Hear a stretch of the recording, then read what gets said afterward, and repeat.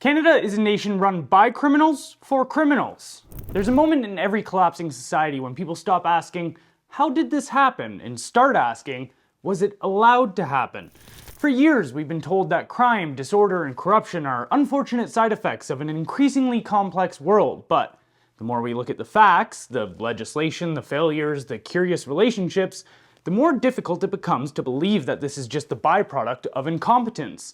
It looks more like a system that's been built to fail, or worse, a system built to serve interests we're not supposed to see. Let's start with a name few Canadians outside of Alberta likely knew until recently.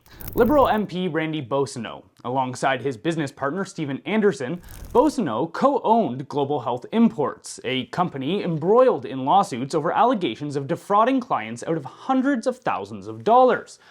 The company shared an address with Francesca LeBlond, a woman detained in two major international cocaine trafficking operations, including a 460-pound seizure in the Dominican Republic in Edmonton's largest ever cocaine bust in 2013.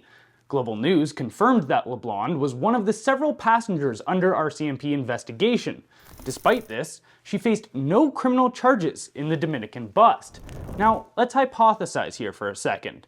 If you were operating an international drug trafficking syndicate, you'd need three types of players. Someone in the business of international logistics, Anderson. Someone in power who can influence trade, law, or enforcement policy, Beausoleil. And someone in the shadows, a disposable pawn to take the fall when needed, LeBlond. That's speculation, sure, but it's also a textbook configuration. Organized crime has always worked this way. Legitimate fronts, political protection, and fall guys. But yet, there's been no serious political or law enforcement scrutiny into this arrangement. The silence is louder than any denial. Then there's former Prime Minister Justin Trudeau, who was allegedly caught in an RCMP surveillance operation meeting privately with Paul King Jin, a suspected kingpin of transnational Chinese organized crime. Jin is no street-level dealer. He's accused of laundering hundreds of millions through underground casinos, real estate deals, and narcotics routes stretching from Vancouver to Mexico, Panama, and Hong Kong. He's linked to the Sam Gore Syndicate, one of the largest criminal networks in the world.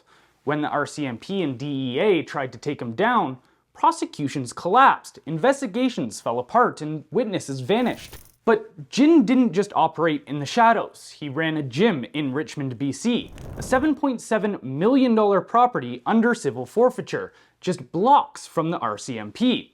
It doubled as a luxury auto body shop and private restaurant, both red flags in organized crime investigations. The gym became a hub for CCP and criminal influence, a controlled environment where gangsters, Chinese officials, and Canadian politicians mingled. Several MPs appeared at high-profile events there, including a boxing tournament for China's national team. Even BC Tourism Minister Lisa Bear held a press conference inside Jin's facility, while the feds were trying to seize it. Meanwhile, Jin's operations continued. After being deported from Panama for traveling under a false identity, he returned to Canada flagged by CPSA, and was simply waved through. Now consider Canada's missing persons rate per 100,000 people. British Columbia, 273. Saskatchewan, 146. Manitoba, 130. Alberta, 115. Nova Scotia, 112. Ontario, 111. Now compare those numbers internationally. El Salvador, before President Bukele's crackdown on gangs, had a missing persons rate of approximately 37.5 per 100,000. Canada, seen globally as peaceful and developed, now vastly outpaces a country once notorious for cartel activity. California, with a population more than Canada's largest provinces, has a missing persons rate of 5.5 per 100,000. That means British Columbia's rate is 4,864% higher. Read that again. Nearly 5,000% higher. What the actual fuck is going on? Let's zoom in on a high-profile case. In 2017, billionaires Barry and Honey Sherman were found murdered in their Toronto mansion, bound, staged, and posed upright at their indoor pool, leather belts looped around a railing. Despite a scene straight out of a mob movie, Toronto police initially classified it as a domestic event. Barry Sherman had a net worth of $3.2 billion USD, making him the 12th wealthiest man in Canada. He appeared on Forbes' list of the world's billionaires for over 15 years. Ask yourself, if you walked into a room and saw two bodies dragged and displayed like that, would domestic violence even cross your mind? This leads to a disturbing question. Are organized crime hits being buried in Canada's missing persons data and misclassified as domestic incidents to avoid raising alarms? And it's not just murder. Service Ontario employees were caught working with organized crime to alter VIN numbers on stolen vehicles, enabling them to be resold without detection. Think about that. Government staff collaborating with car theft rings from inside the system.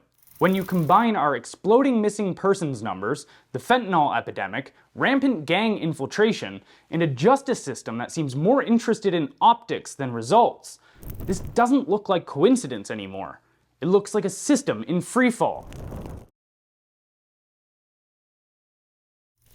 In 2018, an estimated $46.7 billion of dirty funds was laundered through Canada's financial system, though some experts believe the real number could be closer to $100 billion annually. To grasp the scale, consider this. Here are legitimate Canadian industries with approximate revenues in the same range as our criminal underworld. Agriculture, forestry, fishing, and hunting, $30.6 billion. Accommodation and food services, $43 billion. Information and entertainment, $60 billion. Transportation and warehousing, $92 billion. Educational services, $104.2 billion. Money laundering is one of Canada's largest industries. This isn't a shadow issue, it's a shadow economy on par with our biggest sectors. And it's not just drugs. It funds gangs, inflates housing markets, runs fentanyl labs, traffics weapons, and buys political influence. And here's the uncomfortable truth. Every one of those legitimate industries lobbies politicians to shape policy in their favor, and often succeeds. So why would we assume organized crime with comparable revenue and far fewer rules isn't doing the exact same thing? Let's revisit the federal policies passed under Trudeau. Ask yourself, who benefits? Catch and release bail reform, Bill C-75. Criminals are released quickly, even repeat violent offenders. Police rearrest the same people repeatedly. Result? More crime, less consequence. Sentencing reform, Bill C-5. Mandatory minimums for gun crimes and drug trafficking removed. Conditional sentences now apply to sexual assault and major narcotics charges. Result? Softer sentencing, emboldened gangs. Safe supply programs. Ostensibly designed to help addicts, these government-issued narcotics are often resold. Black markets thrive. Organized crime adapts and profits. RCMP's Ontario Financial Crimes Unit shut down in 2020. With billions in dirty money flooding our economy, the federal police shut down its specialized team. Result? Fewer investigations, more impunity. Unvetted refugee systems. Open border policies allow bad actors to disappear into the system, exploiting overwhelmed immigration courts. Some are later tied to criminal activity. Skipping fraud prevention measures for temporary foreign workers. Bureaucrats were told to bypass fraud checks when approving foreign worker permits. Result? Human trafficking, fraudulent labor schemes, and exploitation. Disarming lawful citizens, Bill C-21.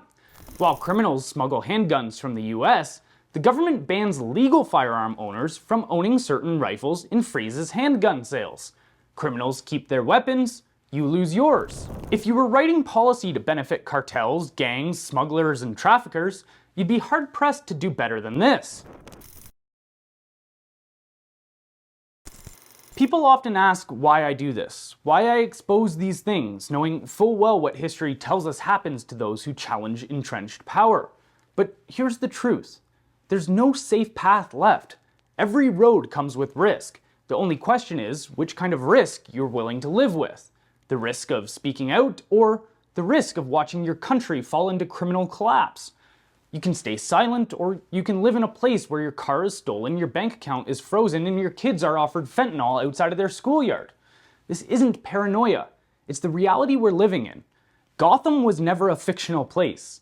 A city run by gangsters, corrupt politicians, and corporate enablers where citizens survive through fear and compliance? That's Canada. The only way out of this is for ordinary people to start doing extraordinary things. And no, I'm not special. I'm just like you.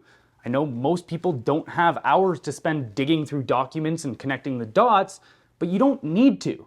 Take one evening off of Netflix, skip one brunch, pass on one night out. Use that time to walk into your MP's office, drop this piece on their desk, and ask them one question. Why isn't this your top priority? Because the question isn't whether it's dangerous to speak out. The question is, what happens if we don't?